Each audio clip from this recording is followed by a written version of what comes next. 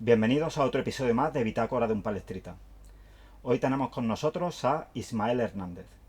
Bueno, bienvenido Ismael. Hola, muy buenas.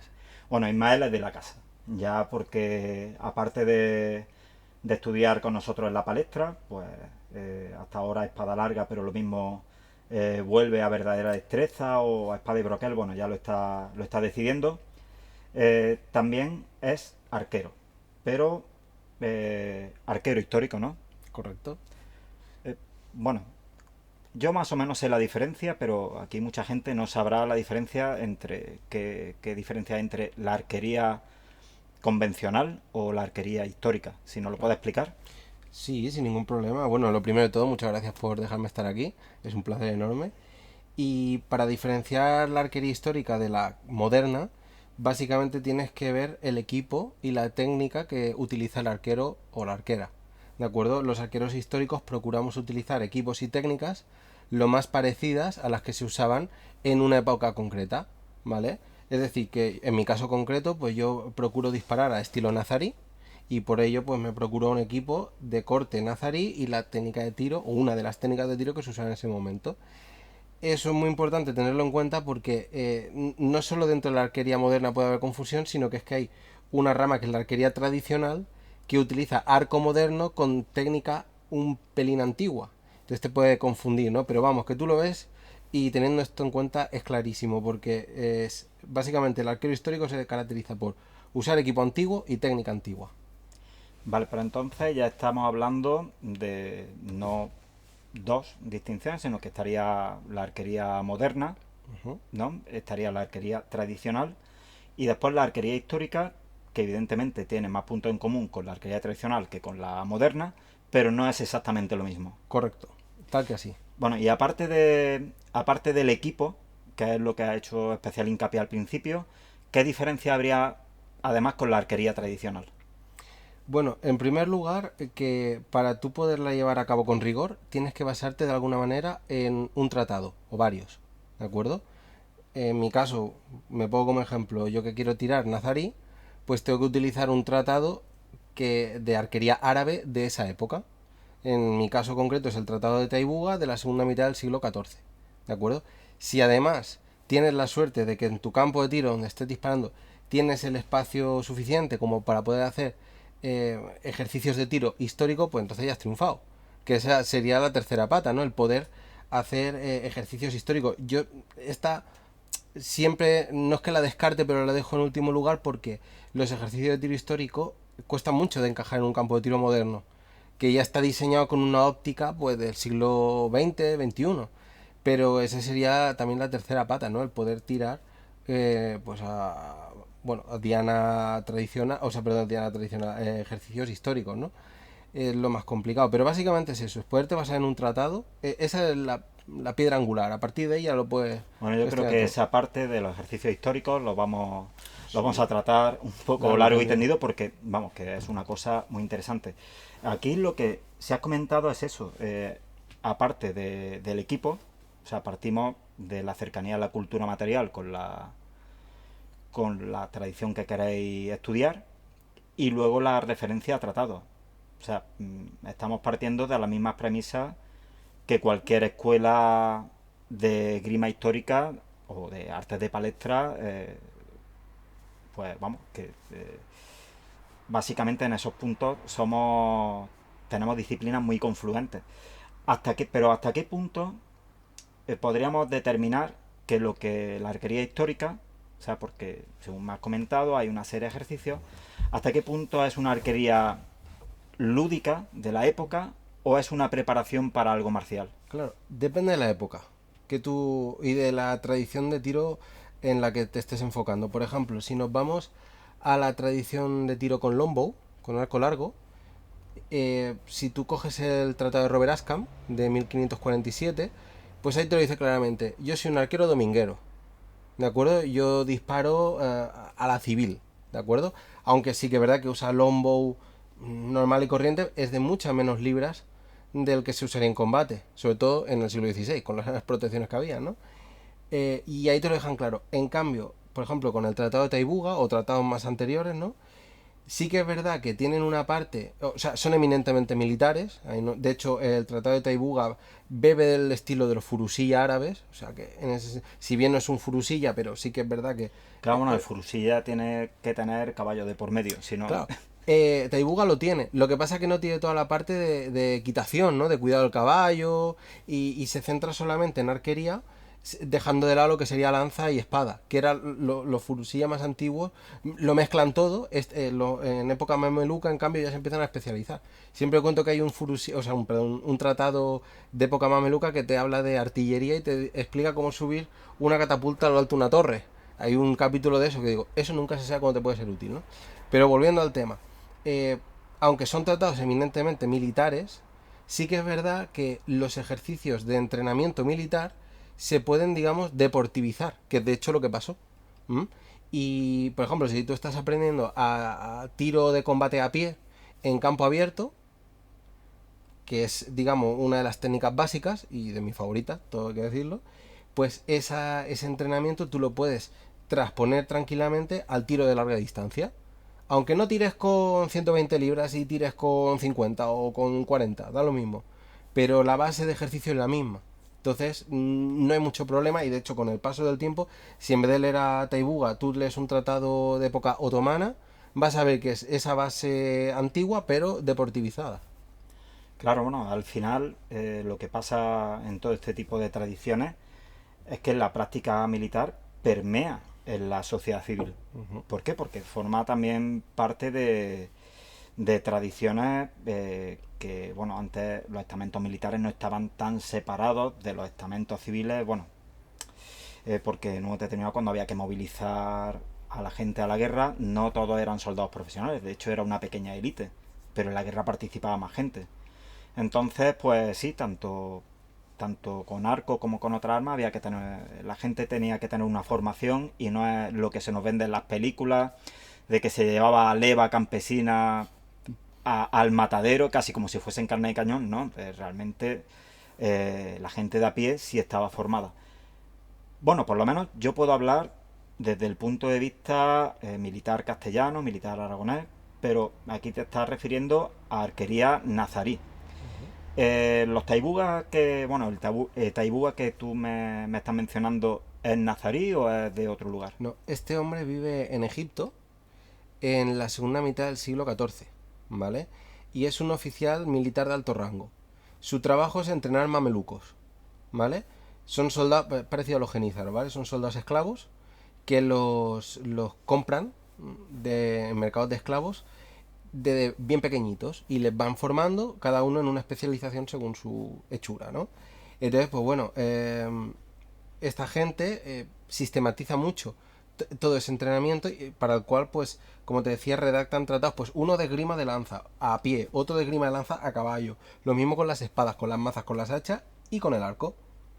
Entonces Taibuga se especializa en eso. ¿Qué es lo que pasa? ¿Por qué lo utilizo yo para referenciar a lo nazarí de esa época? En primer lugar, porque el tratado, el Furusía que tenemos a mano, que es el Gala de Caballero Blasón de Paladines, o no sé si es así o si es al revés. Siempre. Sí, sí, no, Gala de no, así. Caballero, vale, de Ibn Udail. Este hombre, este Furusilla lo redacta en una época en la que la arquería ya prácticamente se ha perdido, ¿vale? En favor de la ballesta, la ballestería. El tirador con arco va a ir sobre todo a caballo y es un pequeño grupo, ¿vale? Porque ya en esa época es la ballesta. Por tanto, primera fuente directa nazarí, descartada, porque son ballesteros. Ojalá yo pudiera tirar con ballesta, por tema legal es muy complicado. Entonces, sabiendo, esto es un ejercicio que he hecho yo a mi cuenta y riesgo, sabiendo que el Egipto mameluco tenía relación con el reino nazarí de Granada y que había intercambios culturales, militares de todo tipo, en la medida en que las circunstancias lo permitían, pues pensé, bueno, al menos es de la época, es de la cultura, de la misma cultura, entendiendo como cultura musulmana, que la arquería entendida en términos musulmanes es bastante uniforme, y también hay representaciones pictóricas, sobre todo los murales del Partal de la Alhambra, que sí que me muestran arqueros a caballo, como te decía, con arcos muy similares a los que me muestran en el Furusilla. Perdón, en el Furusilla, siempre lo confundo. En el Tratado de Taibuga. Entonces, intenté cuadrar el círculo para decir, bueno, esto es lo que, dentro de mi conocimiento, creo que se aproxima más a la realidad nazarí. Y por eso hice esta elección. Lo cómodo para mí hubiera sido, pues, por ejemplo, coger arquería otomana del siglo XVI o XVII. Fantástico, porque tienes tus tratados, todo estupendamente masticado, porque es una cultura arquera que se ha querido mantener viva. ¿De acuerdo? Pero en cambio con la nazarí, pues, todo lo contrario. Entonces, pues, cuesta muchísimo encontrar algo medianamente decente. No, sí, está claro que pasa, bueno, la verdad es que con los tratados de grima, de lucha históricos europeos, pues a partir de cierta época no tenemos problema porque hay una gran cantidad, pero ya si vamos más atrás tenemos que especular Claro. hasta que llega un momento en que no hay tratados y tendríamos que acudir exclusivamente a la arqueología experimental. En este caso, vamos, yo considero que la cercanía de un tratado egipcio a la Granada nazarí, o al reino de Granada, que no era solamente Granada, pues sí, es totalmente verosímil y bueno, ya que están documentados intercambios tanto culturales como militares. O sea que si había una serie de obras de referencia, aquí se tenían que tener y es más porque es que el armamento, el tipo de armamento así te lo pide. Hay, bueno, ya una pregunta porque para mí el mundo del arco es bastante desconocido. Eh, a nivel de restos arqueológicos, yo creo que poca cosa, ¿no? Porque el arco no es algo que se mantenga bien. Hay poca cosa medieval y anterior, ¿de acuerdo? Sí que es verdad que en el mundo árabe, en Próximo Oriental, mejor dicho, tenemos arcos conservados perfectamente. Por ejemplo, si tú te vas al Museo de Topkapi en Estambul, vas a tener arcos originales de, del año 1450, del año 1500 en adelante, hasta 1900 y poco, que es cuando ya hubo la revolución turca, y ahí sí que ya la arquería la enterraron, hasta que ahora, bueno, ya llevan unas cuantas décadas desenterrándola. Pero sí que hay piezas que están perfectamente conservadas y que son funcionales. Lo que pasa que, bueno, tienes que poder abrir 120 libras, ¿vale? Eso sí. Pero sí que las anteriores no.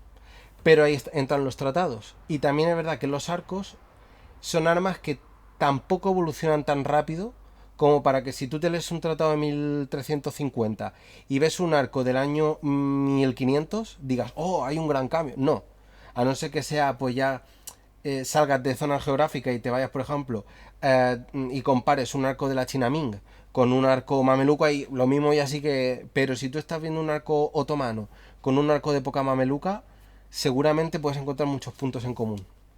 Claro, y aquí supongo que las referencias que habrás tenido pues de la Gran Azarí son pictóricas sobre todo, ¿no? Sí. Porque, También, bueno, en las crónicas, por ejemplo, la descripción de la batalla de la nave de Tolosa, que si bien es algo anterior, explica muy bien cómo tiraban y cómo tiraban en concreto un grupúsculo del ejército musulmán, que eran los Aksas, que eran unos mercenarios turcos que habían contratado que luchaban a caballo a estilo de la estepa. Y ellos, en la crónica cristiana del arzobispo, si no recuerdo mal, Jiménez de Rada de Toledo, explica la técnica y dice, vale, esto casa muy bien con lo de con lo que pone el tratado de Taibuga, pero es que incluso a mí me hizo gracia que hay un tratado de un escritor romano oriental que se llama Procopio, que explica la técnica de tiro de los bucelarios de Justiniano, perdón, de Justiniano, de Belisario, y es la técnica es prácticamente igual. Te habla de que dice, coge la cuerda con el pulgar y se le llevan hasta la oreja, dice esto. Pero si es lo mismo. Claro, están usando el mismo tipo de arco y luchan a caballo también. Mismas circunstancias, el mismo contexto de tiro. Y la técnica es prima hermana. Entonces, para que lo que te decía, ¿no? Que tampoco cambia tanto, pues, de Procopio a la época que estamos hablando, y es. Puedes ver la línea, ¿sabes? La puedes seguir. Y al final, pues con un poco de todo. Tienes que ir tirando, pero esas serían las fuentes principales. pues, bueno, la verdad es que como introducción yo creo que está bastante bien y yo, mientras más hablas, más veo los problemas y las soluciones que tenéis que adoptar en comparación también, por ejemplo, a lo que nosotros hacemos. Porque hay momentos en los que el tratado o las propias conclusiones que sacamos de fuentes externas nos llevan a un punto, pero luego hay un vacío. y ese vacío solamente se puede llenar con la práctica. Y es más, a través de la práctica volvemos al libro. O sea que en un principio intentamos copiar, nos sale lo que nos sale, y al cabo de años de práctica, al final las consecuencias del trabajo nos llevan sin quererlo otra vez a la fuente documental, pero con un acercamiento diferente. Sí, señor. Y bueno, entonces, una de las cosas que hemos hablado tú y yo en alguna ocasión de hasta qué punto podría ser considerada la arquería histórica, tal y como la planteáis vosotros, como HIMA, como Historical European Martial Arts. Que aunque evidentemente estamos hablando de tu trabajo con muchas fuentes orientales o norteafricanas, pero es que esas fuentes orientales o norteafricanas también acabaron en el Reino de Granada. Y el Reino de Granada, que aunque estemos hablando que sea un emirato nazarí, no, es Europa. Es Europa. O sea que siempre atendemos como que las artes marciales históricas europeas tienen que ser cristianas. Y no necesariamente, porque hay muchas partes de Europa que han tenido influencia musulmana y de otro estilo. Hombre, tú solamente te tienes que ir a los Balcanes. Un caso que a mí me encanta, que me parece fascinante. Dos, mejor dicho. Primero, el famoso Black Dracul, ¿no? El conde Drácula, ¿vale? Pues este tipo, el de verdad, ¿vale?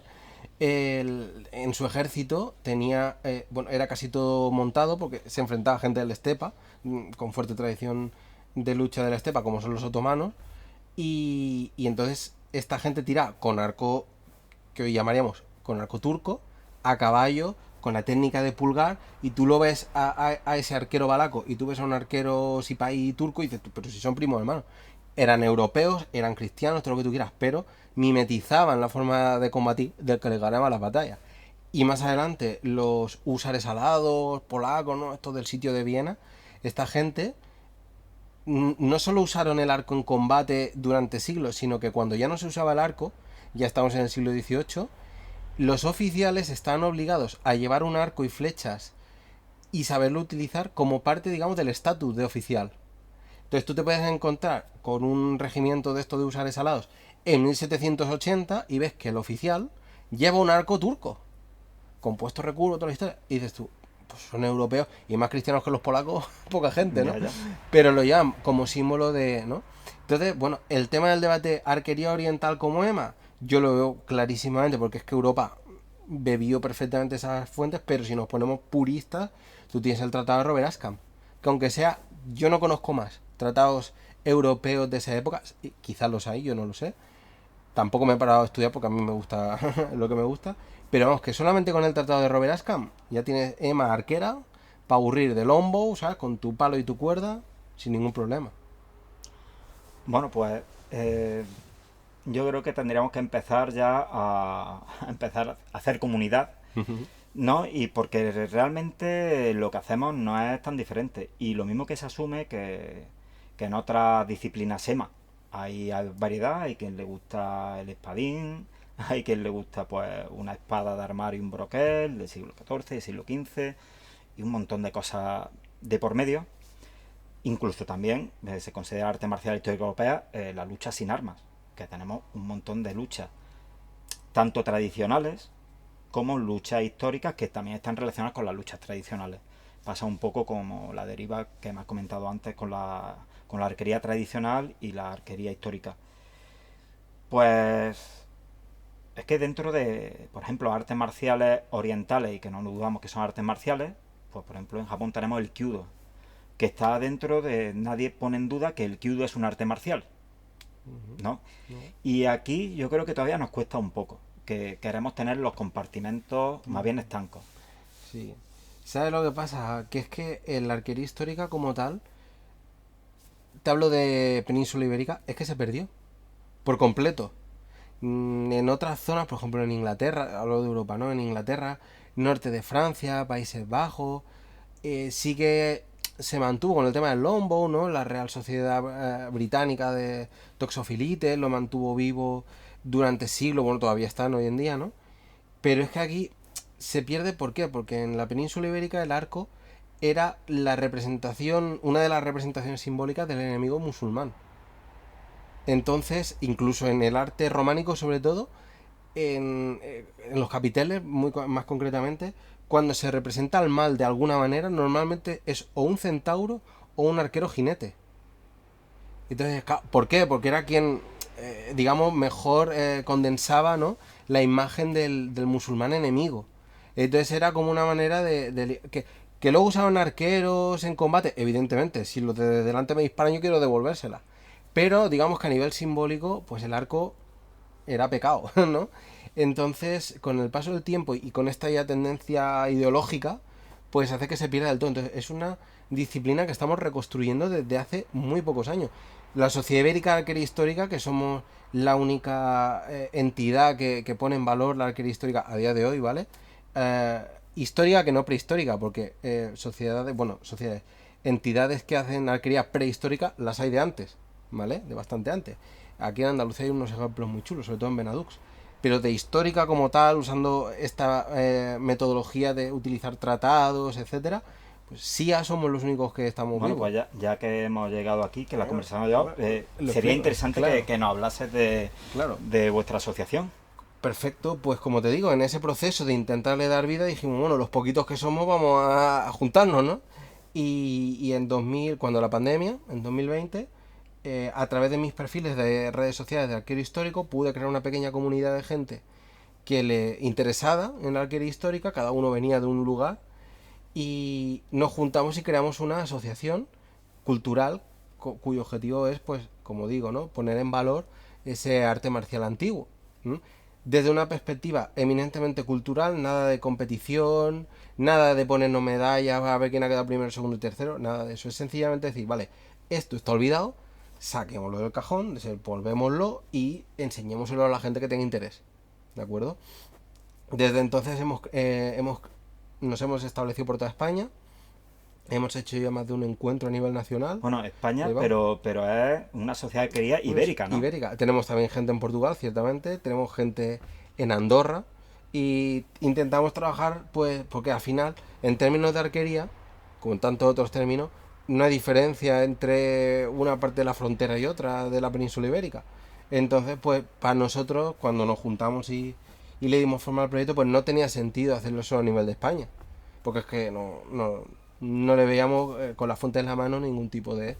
Entonces, bueno, pues por eso le dimos ese nombre de Ibérica, ¿no? Y es eso, ahora mismo pues la idea es ir creciendo poquito a poco, ya estamos más que consolidados, pero ahora el trabajo que estamos haciendo es de colaborar con entidades afines. Por ejemplo, dentro de unas semanas un grupo de gente de SIA, de miembros de SIA, va a ir a Kazajistán a participar en los juegos nómadas. ¿Sabes tú? Los kazajos, que son tradicionalmente unos arqueros a caballo de miedo, pues mira, por contacto, yo no sé cómo lo han conseguido mis compañeras de SIA, pero han conseguido, pues eso, que una delegación vaya a participar. Entonces, nosotros aprenderemos de ellos y ellos aprenderán de nosotros. Vamos. Lástima que yo no puedo ir por las circunstancias, pero vamos, que va a ser una pasada. Y el tema es ir haciendo cosas así, ¿no? Para que se vaya ensanchando un poco el foco y nos vayamos viendo más. Claro, sí, al final es que hay que salir del nicho. ¿No? Y no sé si tendrás los números en mente, pero ¿cuántos grupos puede haber en la península ibérica? ¿Cuánta gente estimáis que puede estar o asociado a vosotros o que sepáis que también hay otros grupos que se están moviendo? Por decir un número. Sin problema. Socios de SIA, socios y socias, ahora mismo, a día de hoy, 105. Ah, no está mal. Los tengo contados, ¿sabes? 105. En cuanto a grupos más allá de SIA, hay grupitos, ¿vale? Hay muchos. Lo que pasa es que yo tampoco te puedo dar un número exacto ni te puedo decir si estoy por aquello. Lo que sí sé es que, por ejemplo, en el mundo de la recreación histórica, que podría ser uno de los que pudiéramos tener más conexión, sé que la arquería es completamente desconocida, porque en recreación lo que quieren es ponerse las cotas de malla, los cajos y ya se llaman porrazo. Eso de dispararse flechas, como muchos tienen un par en retaguardia con las flechas de estas Bloom y ya está.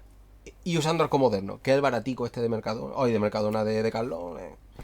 Entonces, evidentemente, pues en términos de rigor, ahí encontramos que hay problemas, ¿vale? Por tanto, si te pones desde un punto de vista purista, es decir, grupos aparte de SIA que hagan arquería histórica, pocos. Grupos que tengan ganas de hacerlo, menos. Vale, entonces por ponerle un poco el cascabel al gato, evidentemente vosotros tenéis pues vuestros criterios de, ya no de calidad, sino de que hay una serie de cosas que son imprescindibles para que la actividad sea considerada como arquería histórica. Hemos hablado del equipo. O sea, vamos a empezar a hablar, si te parece, de qué tiene que tener un arco para que entre dentro de los cánones que vosotros creéis adecuados. Vale. Yo voy a hablar primero por mi experiencia, y después la postura, digamos, más oficial, ¿vale? Yo opino que para poder hacer arquería histórica con un mínimo de rigor, lo primero es que tu arco responda a una tipología de arco histórico, ¿vale? Dirás tú, esto es muy básico, lo sé, pero ¿qué es lo que pasa? Que los arcos históricos puros, que dices, mira, este lo he hecho basándome en este que está en tal museo, son escasos y caros. Pero cuando te digo caros, te estoy hablando de que, por ejemplo, yo miré hace un tiempo de comprarme un arco otomano, turco otomano, precioso, una cucada, hecho a mano por un artesano alemán, bueno, 2.000 pavos y tarda 1 año y medio en dártelo. ¿Por qué? Porque lo hace siguiendo todo el proceso, ¿vale? De fabricación histórico tradicional, vamos, brutal. Pero es que el problema no es económico, el problema era que el arco más flojo era de 50 libras. Y yo me iba a romper como yo tiraba con 50 libras al nivel que tiro. Entonces, porque me falta entrenamiento, tú lo sabes, Pedro, que eres mi profe. Bueno, no entremos. Tú no has caído de físico, yo técnica sí. Aún, aún. Aún. Entonces, como te digo, ¿no? Encontrar un arco que sea una reproducción de un arco histórico es complicado. ¿Cómo lo sorteamos? Pues que hay arcos hechos, por ejemplo, con materiales modernos, ¿vale? Que responden a modelos antiguos. Entonces con eso un poco que cuadra el círculo, porque tú ya te puedes elegir la potencia, hasta el colorcito, ¿no? Nuestra compañera se va a comprar un azul. Bueno, es azul, pero es un arco tártaro, perfecto. Me da igual que sea azul, pero la forma es de arco tártaro y el rendimiento sí. Entonces, pues como te digo, tenemos ese problema, ¿vale? Que si tú quieres algo 100% histórico...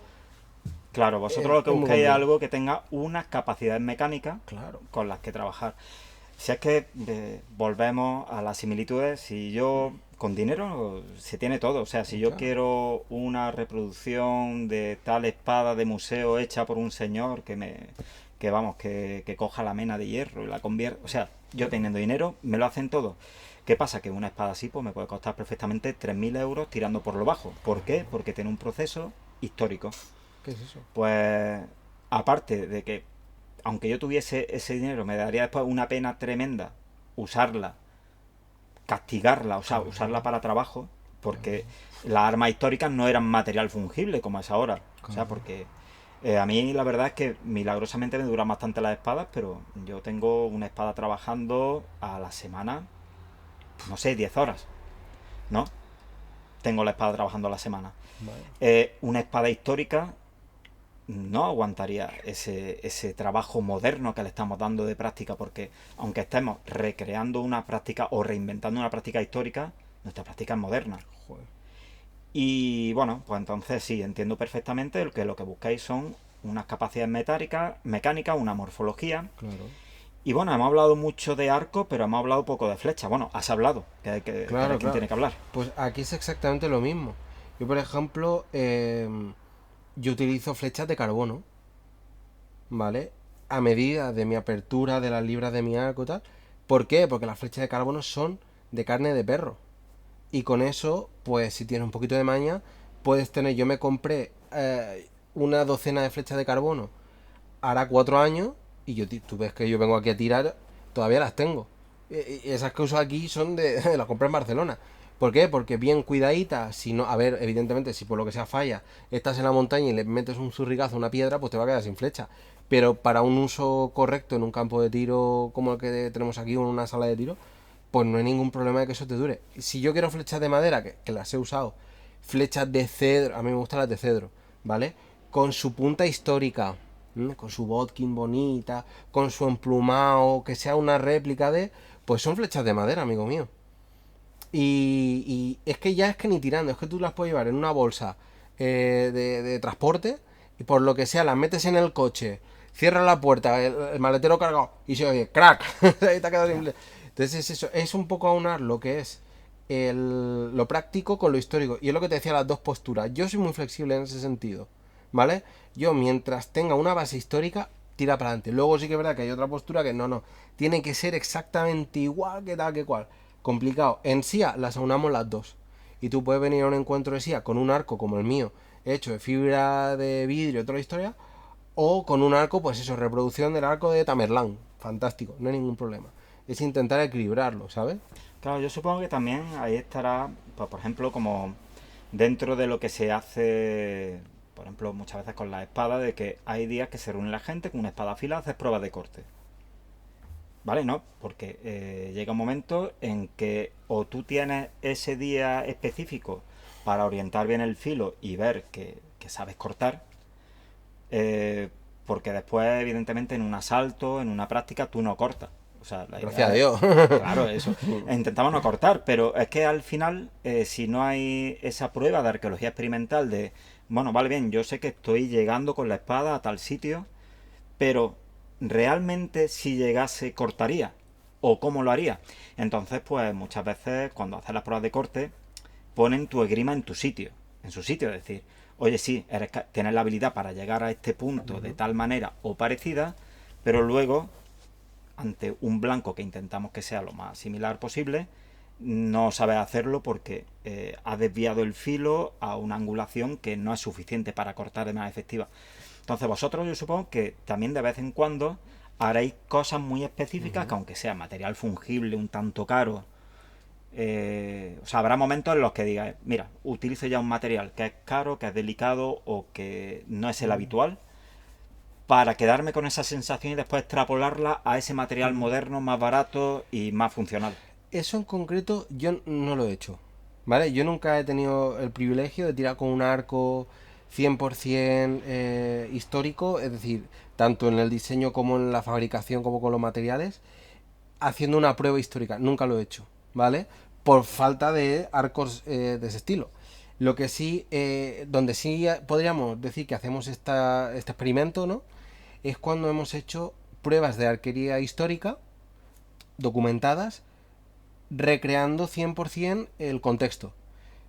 ¿Qué quiero decir con esto? Por ejemplo, cuando hemos tirado haciendo una prueba que se llama Robin, que es disparar a una banderola colocada a 120 metros en un descampado, plano y llano. Es una prueba típica del norte de Francia y de Inglaterra, ¿vale? Entonces tú lo que tienes que hacer es tirar para que haga parábola, y entonces está la banderola y tienes un círculo con cuerda. Entonces, dependiendo lo cerca que estés de la banderola, pues sacas una puntuación u otra. Ahí yo me encontré en mi caso particular, esto fue en el primer encuentro de SIA, que se llama Fonsado, en Madrid, que lo hicimos, y yo me encontré que la técnica de tiro que yo practico es para ese contexto. Es decir, aunque sea oriental, pero es para tiro a larga distancia, en llano y a pie. Pues me di cuenta que las dos primeras flechas fueron un poco donde pudieron, pero una vez me situé, no tenía dificultad ninguna para colocar la flecha en el sitio. ¿Por qué? Porque es que la técnica de, ¿no? Esta técnica es para eso. Entonces, aunque yo no dispare nunca a 120 metros, cuando el día que lo hice, después de unas cuantas pruebas, flechas de prueba, me di cuenta que no había ningún problema para mandar la flecha. En cambio, otros compañeros y compañeras que usaban o otros arcos, o otra técnica, o otros arcos y otras técnicas, bueno, desastre, ¿vale? Entonces ahí ves, dices, ostras, aquí se ve la diferencia entre el que está tirando, por ejemplo, así con los dedos aquí, ¿no? A Mediterránea, que llega o se queda largo, se queda corto, o no tiene control, al que estamos tirando con la técnica histórica de verdad, dices tú, es que no cuesta si tiene un poquito de experiencia. Claro, ¿no? Y yo aparte cuando os veo aquí practicar en la palestra, porque no tenemos 120 metros, no, ni mucho menos, tenemos mucho menos. No, que al principio, pues bueno, cuando empezaste con el grupo, que de hecho lleva ya unos cuantos meses, con un grupo de arqueros que va creciendo poco a poco, y empezasteis pues con eso, con unos simuladores de goma, ¿no? Al principio pues yo veía aquí a la gente pues sin tirar una sola flecha y estuvieron varios días con los simuladores de goma hasta que cogieron la forma y luego pues ya le empezaste a dar unos arcos muy ligeritos y desde muy cerca tomar, sobre todo os veo trabajar mucho la forma, ¿no? Y luego yo creo que una vez tiene la forma ya la puntería pues ya se hace en otros contextos, ¿no? Ya vaya a campo de tiro, a donde sea preciso. Em, pues la verdad es que hemos empezado la entrevista totalmente al revés. No, porque me han podido las ganas, porque yo decía, venga, arquería histórica, cuéntame, tú has soltado, de ti sabemos cómo te llamas, Sí, que pero... hace, que hace arquería histórica, pero bueno, que también has hecho otras cosas. Y como hemos empezado al revés, bueno, da igual, porque aquí esto es nuestra casa y podemos empezar y acabar como nos dé la gana, ¿no? Sobre todo para ir cambiando. Eh, Me gustaría que un poco nos contases de dónde viene esa pasión, ¿no? Cómo sabemos, nos has contado a partir de que ya te reuniste con una gente y Ujú. habéis montado una asociación a nivel ibérico, ¿no? Pero con relaciones hasta con Kazajistán, ¿no? Hasta... sí, tío. Bueno, y ahí estamos empezando. Pero aquí delante, pues también estoy viendo que tenemos un libro, Ujú. El arquero histórico. Bueno, ya daremos más referencia en la descripción del vídeo. Pues me gustaría saber cómo empezaste, qué te llevó a investigar y cómo todas esas investigaciones te han permitido poder escribir un libro que, vamos, que yo no tengo constancia y que haya demasiados libros, porque es una interpretación, ¿no? De diferentes tratados. Ujú. Sí, señor. Bueno, pues, a ver, yo desde pequeñito, te estoy hablando de 10 años, así, siempre me interesó la historia. Yo leía revistas de historia, mi padre me dio una enciclopedia y yo me miraba ahí todo lo que podía. También me gustaba mucho verlo en el cine, evidentemente. Yo cuando vi El Señor de los Anillos, pues yo flipaba viendo ahí a los arqueros tirando. Encima la escena esta de la Comunidad del Anillo, la batalla ahí en Mordor tirando, yo flipaba, yo decía, eso es una maravilla. Para verlo, no para estar ahí, por Dios. Y entonces yo, pues me llamaba la atención. Pero no pasaba de ahí, más allá de leer. ¿Qué es lo que pasa? Mi madre es profesora, ya felizmente jubilada, pero es profesora de primaria. Y ella es una persona muy docente, ¿vale? Y detectó en mí un problema. Básicamente yo soy un vago. Para las actividades físicas yo soy muy perro. Y me decís, mal, no puede ser que sean los fines de semana y tú te estés tirado a la Bartola, ¿no? Que en el sofá eso no puede ser. Me dijo, ni que seas tiro con arco, que esos parecen que no se mueven mucho. Y yo dije, espera, espera, espera, ¿cómo que hagas tiro con arco? ¿Eso qué es del tiro con arco? Yo aquí tenía 16 años. ¿Cómo que tiro con arco? Bueno, porque ella conocía a una persona que hace tiro con arco donde yo vivía antes en Moncada, tal. Y pues ni que seas tiro con arco, que eso se mueve un poco. Yo, pues bueno, mis padres me regalaron un curso de iniciación. Ahí aprendí los rudimentos de arquería moderna, ¿vale? Y yo me enamoré, flipaba. Decía, esto mola un montón, pero claro, yo ya estaba tirando con equipo y técnica moderna. Y yo lo sabía, decía, esto no es lo que yo veo en las pelis. Esto yo no es lo que veo en los libros que leo ni en las revistas de historia. Entonces yo tenía siempre las pintas clavadas. Los 2 primeros añitos que estuve tirando, pues lo hice pues, a lo que había, a la moderna, no pasa nada. Buenos amigos que hice ahí. Y lo que pasa es que hubo un arquero en particular, que se llama Ángel de la Llave, que está muy metido en el mundo de la arquería prehistórica. Lo que te decía la diferenciación, pues está muy metido ahí. Se fabrica sus propios arcos, el tío. Un fuera serie. Me dijo, sí, yo veo que a ti te mola este tema, ya verás tú. Y me trajo un día unos arcos suyos históricos para probar. Este tío, junto con el grupo con el que está, cogen arcos que se han encontrado en yacimientos prehistóricos y los recrean. Por ejemplo, hay un arco que a mí me tiene fascinado, es el arco Homelgar, que es una maravilla. Es, en mi opinión es casi mejor que el Longbow en términos de rendimiento, pero mira, se ha llevado la palma el Longbow. Pero básicamente son palos, ¿no? Palos con un diseño y que les permite tener un rendimiento que te dejaría con la boca abierta. Aunque son palos de hace 25.000 años. O sea, increíble. Vamos a ver, es que sabían lo que hacían, ¿vale? Aunque tuvieran menos conocimiento de nosotros, sabían perfectamente lo que hacían. Bueno, pues este hombre me puso una cosa en la mano y yo flipé. Y a partir de ahí él me dio las nociones para decir, pues mira, tú si quieres arcos, los compras aquí, arcos históricos, aquí. Tú quieres tirar histórico, acá, no sé qué, no sé cuánto. Vale, me dio una base. Y él me regaló el Tratado de Taibuga. En su momento me lo dio, yo hablo inglés por suerte, y después de muchos años de estudio, y me regaló pues un libraco en inglés que habla de arquería árabe. Como sabía que a mí me gustaba, me lo dio, y yo lo dejé ahí. Aquello que, hostia, sí, cuando te regalan un libro, perfecto, a la estantería. Vale. Pasaron los años, y yo fui indagando, aprendiendo cada vez más, y dije, ostras, para yo querer hacer arquería nazarí, a mí me falta alguna pieza. Y entonces hubo un domingo que llovía. ¿Vale? Y entonces, claro, como llovía y el campo de tiro estaba en la montaña, pues no podía ir. Y una vez más mis padres, muy adecuadamente, me dijeron, Ismael, tío, ordénate la habitación que está hecho unos zorros. Y pues me puse a ordenar y me encontré el tratado. Llovía, no tenía nada que hacer. Digo, hostia, voy a leerlo. Me lo empiezo a leer y digo, tete, que aquí te están hablando de cómo tirar con él. No me lo puedo creer. Me lo ventilé en 2 días. Bueno, pequeño paréntesis. O sea, me estás diciendo Ujú. que sin tu madre este libro no estaría aquí. Tal cual. Y sin mi madre, que me dijo, eres un puto vago. O sea, literalmente era así, tío. O sea, es que no puedo contarlo de otra manera. Entonces, pues, después de estudiar ese tratado, ¿vale? Que yo ya sabía lo que era un tratado gracias a la CEA. ¿Sabes? Gracias a ir a Duovelum en Claro que de Barcelona. eso no Claro, hemos hablado, esa es porque tú otra. aparte, Claro, antes de venir aquí a la palestra, ya habías practicado claro. esgrima histórica. Claro, y ellos fueron los que me dijeron, los tratados son esto, valen para esto, tienen esta utilidad. Entonces, al yo encontrarme aquel libro, reencontrarme ese libro, sabiendo lo que era un tratado, pude ponerlo en valor. Y digo, hostia, que esto es esto. Esto es un tratado. Me lo estudié y fui autodidacta. Autodidacta a la hora de aprender. La suerte que tuve es que hay dos figuras que me ayudaron mucho. Uno se llama Thomas Duvernay, que es un profesor de historia de Corea. Bueno, es norteamericano, pero vive en Seúl. Entonces es el genio de la arquería coreana. Y después Murat Özberi, que es el genio de la arquería turca.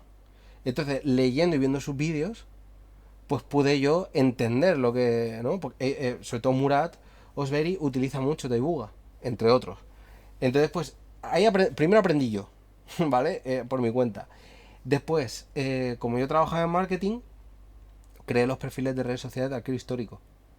Y ahí empecé a hacer divulgación, difusión y crear comunidad. En paralelo me saqué el título de técnico de nivel 1 para poder enseñar tiro con arco de manera segura y legal. No ilegal, sino ilegal. Vale, que coste, que a veces. Y una vez ya pues tuve esa titulación, tuve cierta comunidad, pues ya pudimos crear SIA, he podido formar a muchos arqueros, ¿vale? Sobre todo en la zona de Barcelona, aquí también en Granada. Pero ha sido un proceso como es poquito a poco, ¿no? Y completa, vamos, hasta hace unos años completamente solo. Porque más allá de Ángel, poca gente le gustaba la arquería histórica. Y al final pues te das cuenta de que sí, de que hay mucha más gente de la que parece. Lo que pasa que es que somos, dentro de que el arquería es un deporte minoritario, somos la minoría.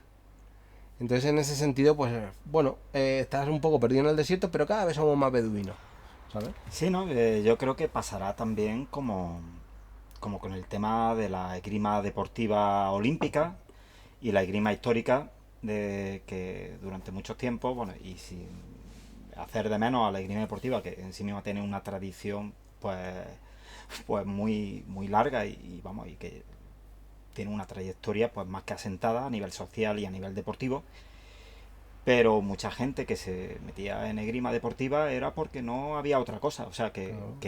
querían espadas y lo que más parecía una espada europea era lo que se estaba usando. Y ahora que se da alternativa, ya la gente sí puede elegir entre, no, a mí lo que me gusta, me interesa la esgrima deportiva como para ir a competiciones en una cosa totalmente arreglada, o me interesa investigar, o me interesa hacer un deporte marcial pero con armas históricas, o algo que se parezca más a lo histórico. Eh, la gente que se acerca al tiro con arco lo hace a través de esas inspiraciones, por ejemplo, como las que tú has tenido, como cine, novelas, o sea, porque a día de hoy, si alguien quiere hacer algo con un arma de proyectil, no lo va a hacer con un arma, con un arco o con una ballesta, lo va a hacer con un arma de fuego. O sea que esto realmente es una actitud totalmente romántica. Completamente. Y bueno, hemos hablado, por ejemplo, de la arquería moderna. ¿Qué opinión percibes que tiene sobre vuestra práctica? O sea, hay gente que una vez vosotros habéis desarrollado ya pues esta comunidad bueno, y ya estáis pues abriendo también al público. Eh, hay una transferencia de gente que dice, oye, quiero probar lo que hacéis vosotros. Sí la hay, sí que hay gente que hace, o hace las dos, hace moderna e histórica, pero hay una barrera muy grande entre la arquería histórica y la moderna, que es el espíritu competitivo. El grueso de personas que yo conozco que hacen arquería moderna, lo que quieren es competir y ganar. Entonces, evidentemente, y sobre todo pues en las ligas que hay oficiales, ¿no? Etcétera. ¿Qué es lo que pasa? Pues que evidentemente sí que con un arco histórico tú puedes participar en algunas modalidades, pero tú tienes una desventaja enorme. Sobre todo si eres un poquito purista y quieres hacer técnica histórica. Porque, así simplificando, el arquero histórico mide la puntería en palmos y el arquero moderno la mide en milímetros. Claro, ¿Vale? las herramientas también dan... Da para lo que da. Entonces, claro, es como si tú quieres hacer, pues eso, un rally con un coche del año 1905. ¿Sabes? Un rally hoy en día, bueno, pues evidentemente, pues estar un poco en desventaja, ¿no? Entonces, yo me he encontrado, pues sí, un pequeño tanto por ciento de arquero moderno se pasa en histórico. La mayoría dicen, yo es que me quería quitar la presión. La mayoría es gente que dice, no, no, yo quiero disfrutar tirando, no estar ahí contando puntos. Pero sí que es verdad que el grueso de personas que hacen arquería moderna, pues lo que quieren es competir, ¿vale? Entonces, pues ahí es muy difícil entrar. Que yo no tengo nada en contra de la competición. A mí me encanta la competición histórica, yo me lo paso pipa. Pero sí que es verdad que yo he estado muchos años tirando con arco histórico en campo de tiro moderno y eso es que no puede. O sea, por eso una de las causas por las que tenemos tan mala fama en los campos de tiro modernos es que los arcos históricos no aciertan ni para atrás. No es que no acierten ni para atrás, es que estoy compitiendo en un contexto que no es el mío. Si hiciéramos una prueba de tiro histórica y tú usando ese arco, pues probablemente yo te diría lo contrario. El arco moderno no acierta ni para atrás. Pero es una cuestión de contexto, ¿no? Como una investigación hasta hace poco, como en los campos de tiro moderno, pues no hay espacios adecuados para esto, pues parece que los arcos históricos sean de Chichinabo, pero no es así. Entonces, sí que nos han entrevistado a miembros de SIA, gente divulgadora de arquería moderna. Le llamamos la atención, es como, oh, mira, los padres de la arquería, ¿no? Estos arcos son los padres de la arquería. Pero luego a la hora de la verdad ellos quieren ir a competir. Ellos quieren ir a ganar y entonces pues utilizan herramientas para eso. De precisión. Ya pues, está, no tiene nada. Entonces nosotros que queremos pues revivir algo, pues tenemos que ir por otro camino. Vamos en paralelo y aprendemos. A mí me sirven mucho ejercicios de entrenamiento modernos, porque los puedo adaptar perfectamente a lo antiguo. ¿Vale? Porque yo tampoco tengo. Dentro de los tratados no te explican. Unidad didáctica 1, unidad didáctica 2. No. Tienes que irte un poco a. claro, Eso sirve. y un poco a nivel legal, entonces vosotros cuando tiráis y demás, porque a fin de cuentas un arco es un arma. ¿No? ¿Estáis amparados por algún tipo de federación moderna Sí. o tenéis una federación propia? ¿Cómo? No, nosotros estamos todos federados con la RFETA, la Real Federación Española de Tiro con Arco. Y bueno, yo en mi caso pues estoy en la FATA, ¿no? La pata andaluza de la RFETA, pero con todos los permisos de armas y seguros son los oficiales, no te ponen ningún problema. De hecho, ni te preguntan el arco. Como tú quieres tirar con arco, lo único que tienes que tener es un club de tiro de referencia. Yo lo tengo. Claro, que Ningún realmente, por poner un ejemplo, si un señor guardia civil para, ¿qué lleva usted en el maletero? A efectos prácticos lo mismo da un arco histórico que un arco de competición moderno, ¿no? Sí, porque sobre todo porque el Guardia Civil no va a tener ni santa idea de lo que es eso. Porque yo he tenido en estaciones de AVE, he tenido problemas llevando todos los papeles en orden, el arco desmontado, las flechas sin punta, o sea, vamos, que era igual de peligroso llevar un spray desodorante que lo que yo llevaba ahí. Y mi gran problema fue explicarle a los guardias que me tocaron que eso era un arco. ¿Un qué? Entonces le tuve que enseñar una foto. Esto, mira, lo de Robin Hood, ¿sabes? Porque no... ¿Sabes? Porque dentro del reglamento de permisos de armas, ¿no? El arco es un punto y aparte ahí perdido en un anexo, ¿sabes? Entonces pues tampoco, ni dentro de las fuerzas del orden de seguridad, pues lo tienen muy claro. Pero bueno, con esos papeles de la refeta puedes ir donde quieras sin ningún problema. Bueno, pues en esta entrevista, te lo digo, estamos yendo, pero bueno. Pero voy a volver atrás, si te parece. Vamos a volver a tu libro. De mí. Pues, ¿qué nos podemos encontrar en tu libro? O sea, exactamente es simplemente un recopilatorio de la historia del arco, es un manual práctico. ¿Qué es? Pues mira, lo tienes en la portada. Es una breve introducción al arte de la arquería histórica. Para practicar. O sea, si uno quiere empezar y no tiene un grupo cerca, ¿es posible acercarse con este libro? No, porque no me he centrado en la técnica. Lo que me he centrado es básicamente en dos cosas. Primero, entender ¿Qué es esto de la arquería histórica? ¿Qué es esto de las culturas arqueras? ¿Vale? Digamos, tener una base teórica que nos permite entender el arte este, ¿de acuerdo? Y hecho eso, lo que he hecho ha sido analizar la historia de la arquería desde un punto de vista más occidental por un lado y oriental por otro, para ver las diferencias de concepción que hay en un área y en otra, ¿de acuerdo?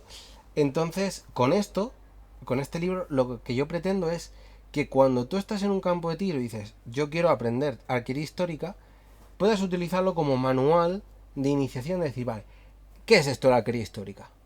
¿Mm? Y no te tengas que basar en el cine, no te tengas que basar... Quizá el gran valor que tiene este libro, más allá de la redacción, más allá de la imagen, es la bibliografía. Porque no deja de ser la condensación de un montón de años de lectura en un librito. Entonces tú te vas al apartado de bibliografía y aparte de una miríada de artículos de revistas de historia, te vas a encontrar dos cosas que a mí me parecen fundamentales. La primera son los tratados, en concreto dos, el de Teibuga y el de Robert Askham, aunque se mencionen más, pero los que más estudio son esos. Y después una serie de libros especializados de la materia, redactados no por un simpático divulgador como servidor, sino por historiadores y por arqueólogos experimentales. ¿Vale? Entonces, para mí ese es el gran qué, ¿no? El condensar toda la información que he podido durante muchos años, darle un poquito de coherencia y orden en castellano, porque casi todo está en inglés, ¿vale? De hecho, el recreador moderno este que te digo es Mike Loach, británico como la madre que lo parió, ¿vale? Pues si no sabes la lengua de Shakespeare, colega, está fastidiado. Entonces por eso lo puse así. Y después, pues como te digo, para tenerte una aproximación de ¿esto qué es? Vale, pues yo he visto la peli de Robin Hood, yo he visto la peli de Troya, yo he visto la peli del último samurai. Eso está muy bien, pero eso no son fuentes, joder, ¿sabes? Entonces es intentar dar una base teórica. ¿Que ya quieres una base práctica? Pues ahí tienes los tratados, colega. ¿Vale? También pongo QRs que te llevan a la página web de no sé qué, a la página web de no sé cuánto. Al final es eso, es condensar la información para que tú tengas esa O sea, base. digamos, el manual para aproximarte. Correcto. Y a partir de ahí, pues, uno se puede poner en contacto con SIA, ¿no? Que supongo Es una idea. que en la página web tendrá las diferentes maneras de ponerse en contacto con cualquiera de sus grupos. Uh-huh. Y también, pues, uno puede adquirir este libro. ¿Cómo podemos adquirir el libro? Está en Amazon. Tú pones el arquero histórico y ya te sale. Bueno, de todas maneras, en la descripción del vídeo voy a poner una serie de enlaces de referencia, así que si Bien. estáis interesados en adquirir el libro El arquero histórico, pues simplemente tendréis que mirar la descripción del vídeo y ahí directamente a la tienda de Amazon. Fantástico. Y bueno, yo creo que como primera entrevista, porque me gustaría que colaborásemos en más ocasiones, Perfecto. puesto que hay muchos temas que tenemos que abordar. Pero yo creo que como introducción está bastante bien. Que la gente que no sabía lo que era la arquería histórica, por lo menos, ahora se ha llevado una primera impresión, pues creo que bastante favorable. Yo personalmente, mira que tengo ganas, pero ya la vida No te da pa' más. no me da de momento. Ya veremos. Muy bien. Y pues nada, un auténtico placer y hasta la próxima. Fantástico. Lo mismo digo.